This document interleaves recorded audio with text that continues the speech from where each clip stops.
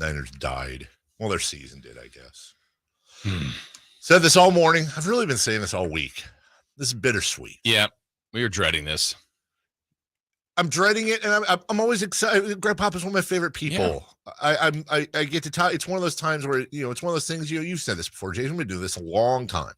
There's some times where you just do it for free. Mm-hmm. Like I can talk to Greg Papa all day. Yeah. I'm really a fan of his, and you know how much I love play-by-play. I'm obsessed with his calls. I love them. I love talking to him. He's such a wonderful mind. But then we're not going to talk to him again until next year. August.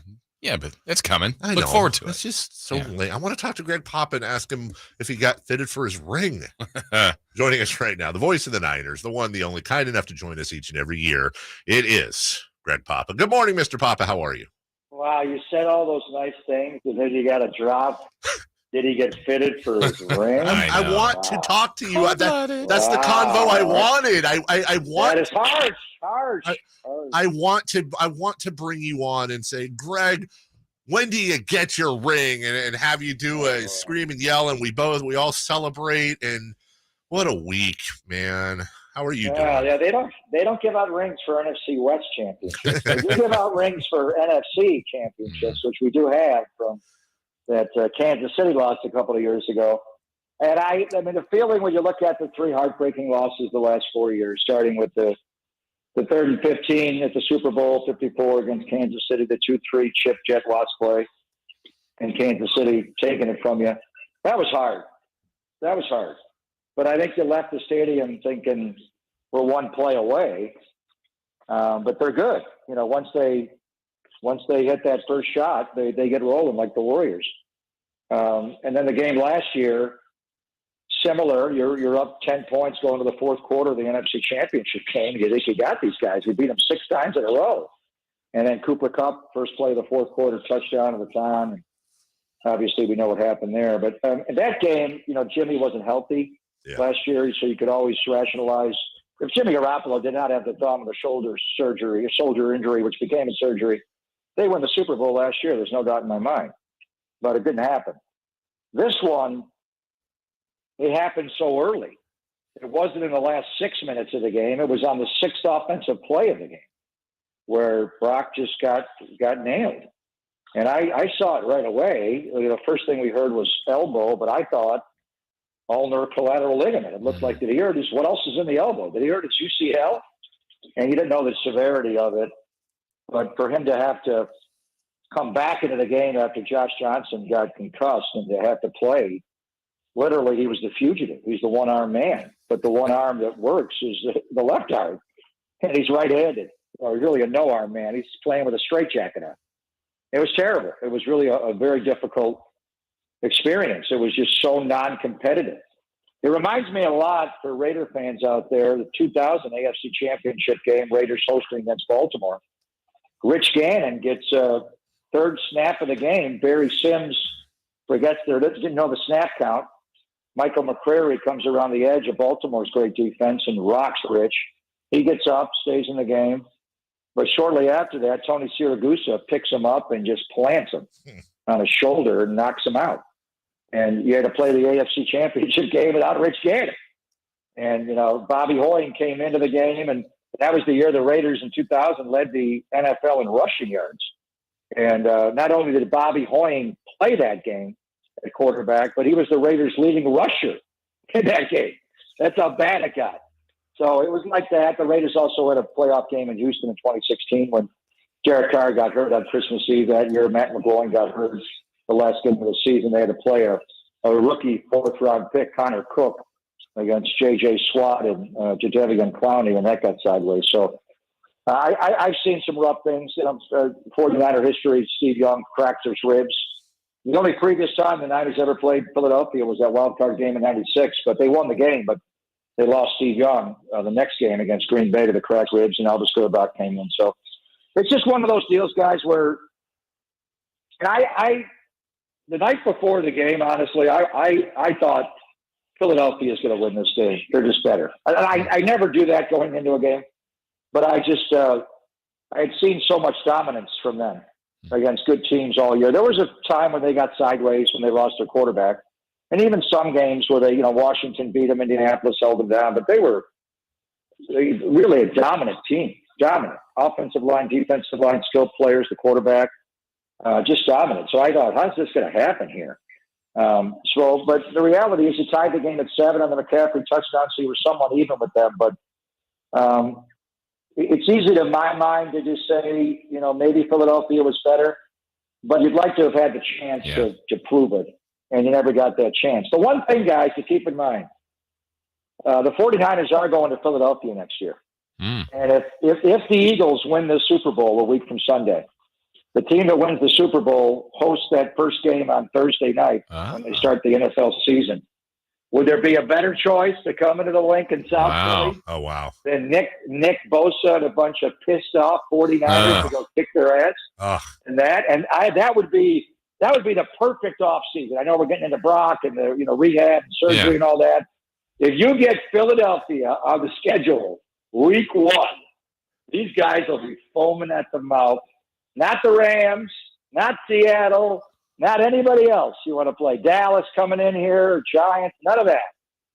I hope the NFL does it. Philadelphia's got to win the Super Bowl, but would that not be perfect symmetry to go back into there and try to right a run? Now, you're not going to win the NFC Championship game that night, but I would favor the 49ers going into that game. I know how angry they are, how last Sunday went. I love that visuals. We're talking with Greg Papa. All guests come to you on the Folsom Lake Honda hotline. Folsom Lake Honda, your one-stop Honda shop. So let's go there, Greg, and say that is the season opener, maybe a two-parter.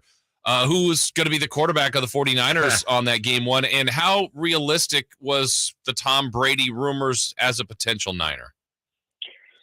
Well, from the 49ers standpoint, I have no idea. In reality, I guess the Tom Brady rumors were not accurate in any regard because he was not going to leave the East Coast.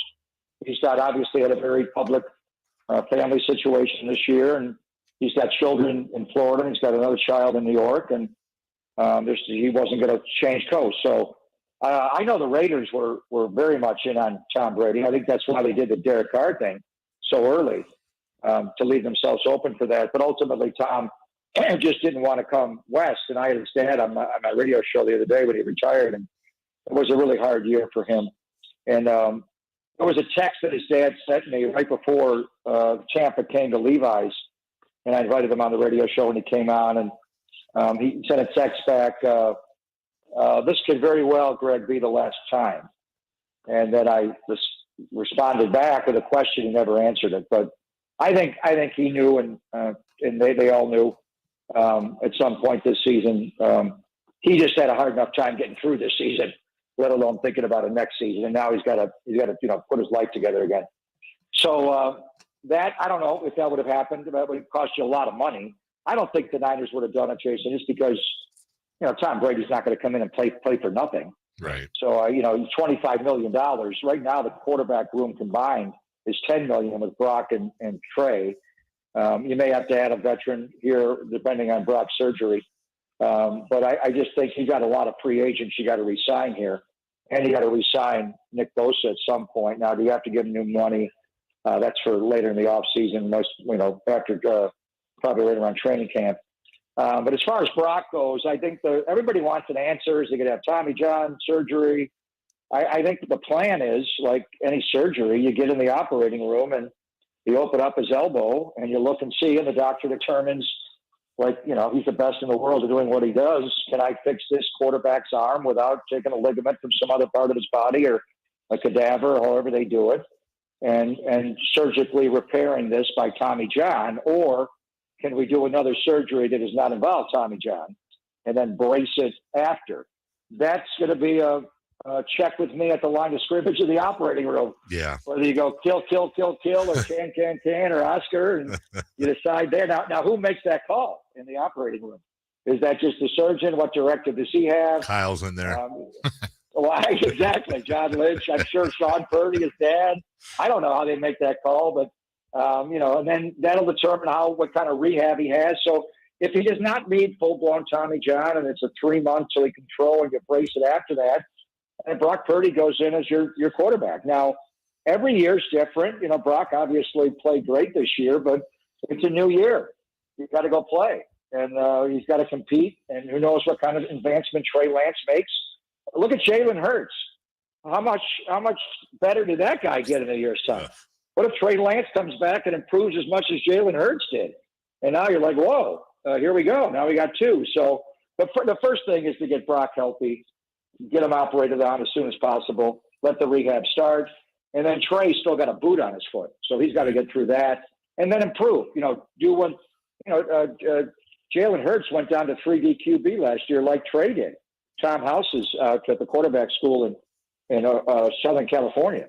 Work on his craft, try to get better, whether it's mechanics or footwork or seeing the field or whatever he can do to get better, get better.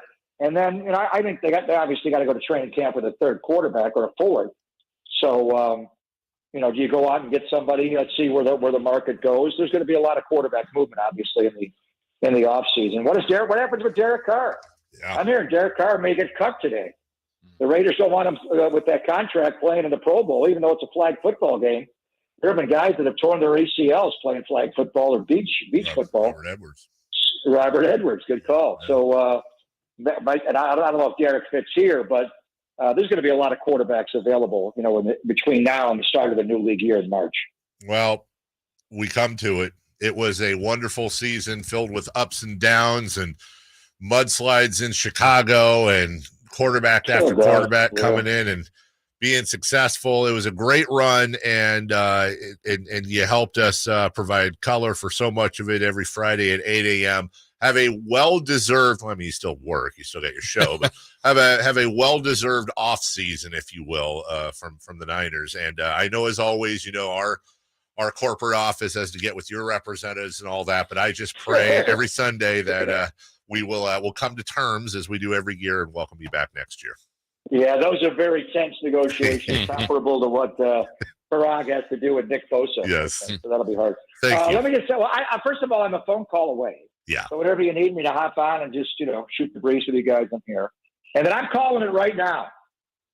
We're going to have our first Warriors-Sacramento Kings playoff series this year. Okay. There we go. Well, then we're definitely visiting. I don't know what round it's going to be in. It could be in the first round. Sure. It could be you guys 3 and the Warriors 6. Sure. Who knows? Who knows? Be later. Could be in the Western Conference Final. Oh, I like that. But don't you feel this? Steve Kerr against Mike Brown? How great would that be? Can you feel it? Oh, we've never done it. Let's do it. Can't wait for it, and we'll definitely have you on for that. Thank you so much, Greg. We appreciate it. Thanks so much for coming on every week. Thank you, boys. All right. Thank you. Take care. That is Greg Papa. We will take a quick break. When we come back, we'll get